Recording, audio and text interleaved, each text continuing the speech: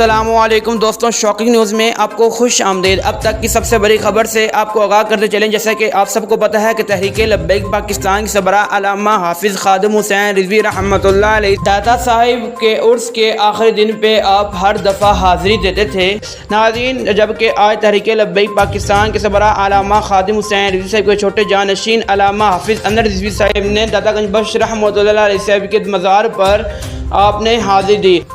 नाज़रीन, से मुतालिक आपको आगाह करने से पहले आपसे छोटी दरख्वास्त, अगर आप हमारे चैनल पर न्यू हैं प्लीज़ चैनल को सब्सक्राइब करें ताकि तहरीक लब्बैक से रिलेटेड और इंटरनेशनल अपडेट आप तक पहुंच सके।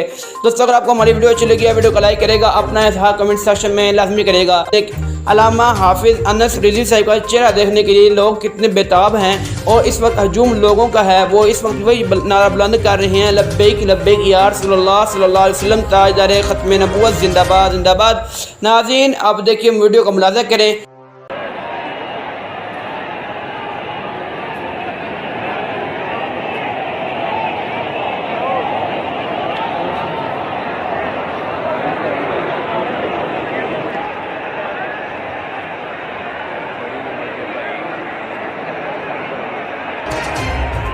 नाज़रीन, अगर आपको हमारी वीडियो अच्छी लगी है वीडियो को लाइक करेगा, चैनल को सब्सक्राइब करेगा, अपना ख्याल रखिएगा। मिलता हूँ नई वीडियो के साथ, तब तक के लिए अल्लाह हाफिज़।